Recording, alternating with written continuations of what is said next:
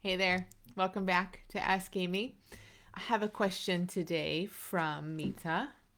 She says, I'm a relatively new listener to your podcast and really enjoying the content. I had a question I was hoping you could shed some light on. I see a lot about this idea of healing yourself, but I'm curious what your take on it is. When I say healing, I'm mostly talking about healing from past wounds.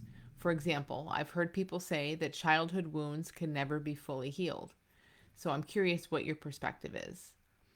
When I say healing, I'm thinking I will feel less pain around those wounds. So that's helpful. That's kind of the marker, right? Is feeling less pain around these things that look like wounds. So it's an excellent question.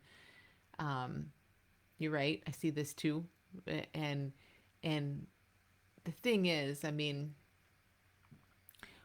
when we think that things that happened at some other time, so they aren't happening now, but something happened in the past, and when we're sort of brought up and conditioned into a story that these things leave a mark and they affect you for life, or they can affect you for life, and they can sometimes never fully heal, there's no question that that can easily become someone's experience. So it isn't that people aren't feeling wounded by things that happened 20, 30, 40, 50, 60 years ago. It's not that that's not an experience, right? But it's so huge when you look at it that way. This thing happened. Let's say you're in your 50s and this thing happened 40 years ago. 40 years ago, something happened. And we're feeling it or feeling the effects of it right now, today. That's interesting to look at. like why is no one asking the question, how? Like, how is it that something that happened 40 years ago, and again, I'm just picking the middle, in a lot of cases it's even longer ago, something that happened 40 years ago that is not happening right now today and has not happened for 40 years, how is that hurting me right now today? That is such an important question that I don't think anyone asks. I don't see people asking that question for the most part. It's just a given that, oh, yeah, that's a childhood wound that they last forever. It's ridiculous. So let's look at it. So, how is it? What would be hurting you today? What would be hurting you right now today from childhood or from lots and lots of years ago?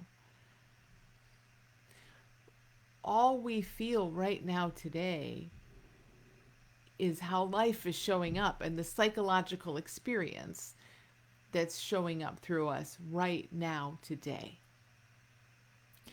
Right away, that, to me, that makes this a very different kind of question than how most people are thinking of it or looking at it. A very different kind of issue. So we can feel what's moving through us in this very moment only. That's it.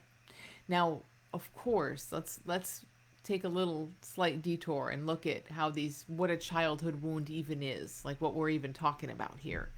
So there's just life and it's perfect, and there's no problem in just life, in awareness, in beingness and consciousness, not a problem in the world. And there's a lot of thinking that starts up that we start to get identified with, and then there are things that happen in our mind very quickly, likes some of it and doesn't like some of it. So right away, some of what happens looks safe, it makes us feel nice, fine, it just flows right through. And we're experiencing stuff like that all the time. I mean, so much. It's infinite, infinite thought and feeling and impressions from the outside world and memories and sensory information that feels either neutral or safe enough that it just flows right through. Tons of it. You could not even begin to count it.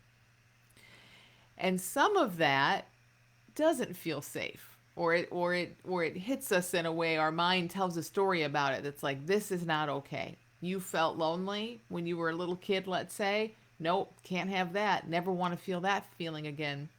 So mind jumps in to try to protect you. And it looks at that and it says, I can't believe they left me alone. I can't believe I had no one to talk to. I can't believe I was all by myself. And it repeats that over and over, but it's trying to help. It's saying, okay, well, we don't like that feeling and that was dangerous to you. So we're going to make sure that never happens again. But in all of that protection, and it really is your mind trying to protect you and your brain even trying to physically protect your physical body, it's all well meaning, it's all about protection, but in that there's a lot of thinking there, there's a lot of holding on, there's a lot of this memory now of feeling lonely, of having something happen, you were left alone or whatever. It doesn't get to just come and go like all the other experience does. It wants to. It's no different than any other experience. It's no different than when you had that wonderful birthday party and you felt very loved. Maybe the next day they left you home alone and now you felt very alone and not loved. One of them just flows right through, right? The other one doesn't. And that's again because our mind jumps in and tries to protect us. And it tells stories and it assigns meaning and it comes up with theories and it comes up with plans to never feel that again. And so now all of this beautiful experience that's just wanting to move right through, that one has a lot around it. And couple that with being, living in a society that says there are childhood wounds and you need to work through that stuff and you should go talk about it, and kind of treat, and again, not that it's not sometimes helpful to talk about it or anything, and not that we don't feel the wounds, we do, but the treatment of it as if it's a thing that needs to be fixed. It's a real solid problem. It's an issue that needs some kind of intervention. So we go through life feeling like, I'm afraid to feel alone. I don't want to feel that again. Now, again, just look at how sweet we are and look at this with as much compassion as you can, Meeta, that this feeling you might be feeling right now today, and I know this isn't your thing, I'm making this up, but let's say it's afraid of feeling alone. Right now today, you could be 60 years old and you were left alone when you were 10. So this is a 50-year-old thing that happened and it's long gone and it has nothing to do with you or your life at all. Nothing, nothing at all. Never really did. Your mind said it did. But now, 50 years later, it really doesn't. Like, what does this have to do with anything? But it doesn't matter because our brain is really smart and it's trying to protect you from something that it deemed a threat 50 years ago.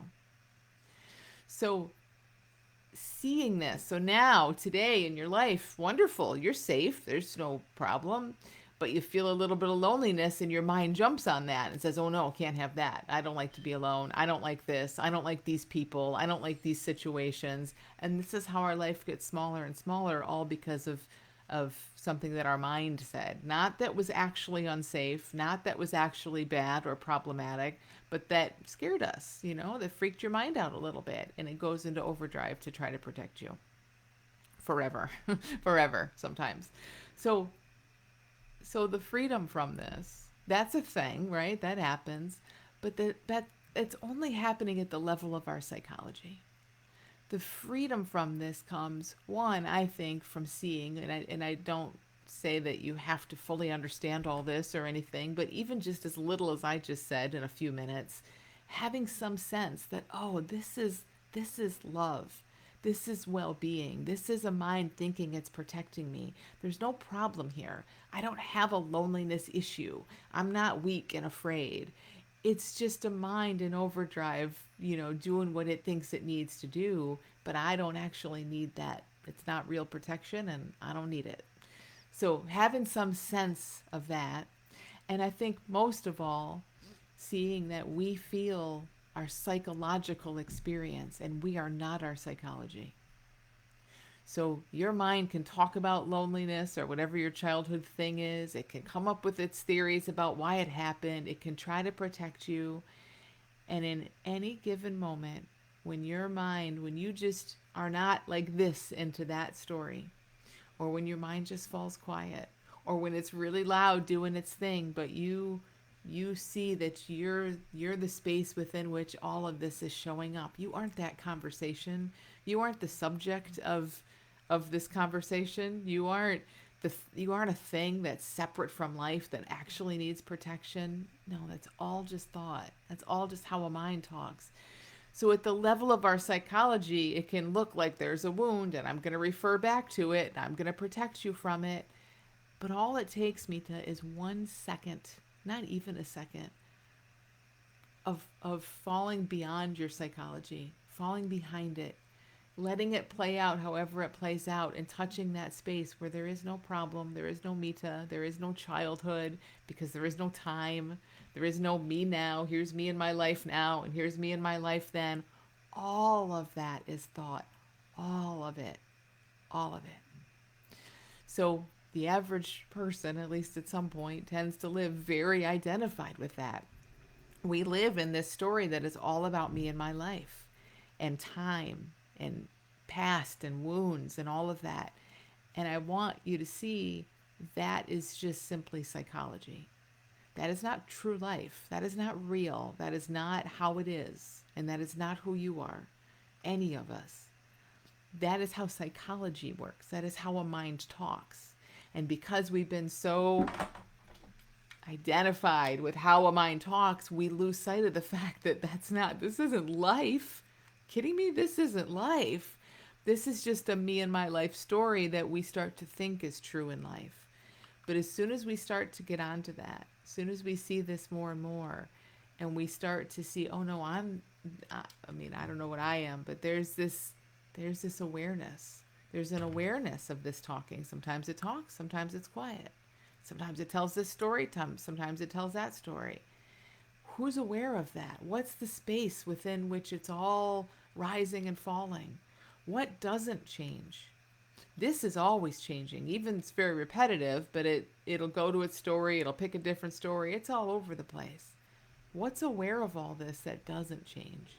There is no wound there. There is absolutely no trauma there. There is no problem there whatsoever. As people start to see their psychology more and more for what it is, and also, along with that, also touch this space beyond psychology and know it to be them, know it to be true, know it to be home base, that's when this stuff just starts to look really, really different. Your mind will still want to talk for some time anyway about what happened, or about what you don't like now because of what happened, or what you're afraid of, or your preferences and what you need and all of that. And it comes to look more and more like that's just a mind talking. And that's huge. That's huge when that happens. Everything changes as we truly start to see this chatter as chatter, not as, oh, well, let me fix that and then I'll go study the spiritual stuff. I mean, it is the truth. And it's so, you can come to see that for what it is and live more in this place of home with a mind over here doing whatever it thinks it needs to do, but you don't, that doesn't bother you. That doesn't affect you. That's not a wound that you carry around. It's just a mind trying to protect you. That shift can happen the more we are intimately aware of, familiar with that space beyond all of that thinking. And that's, and I'd say this because you said you're a relatively new listener to all of this, that's what I think is super helpful for people, what I've seen be so helpful for people, and what my work is always trying to do is help you see this for what it is, because when this stops looking so personal and powerful, you really wake up to what's really important, what's true, and there's just nothing to fix in that space. So I hope that's helpful. Thank you so much for sending this question. Really great one that I think will help a lot of people. So thanks for sending it. Send your questions to askamy@thelittleschoolofbigchange.com, and I'll meet you back here next Monday. Bye, everyone.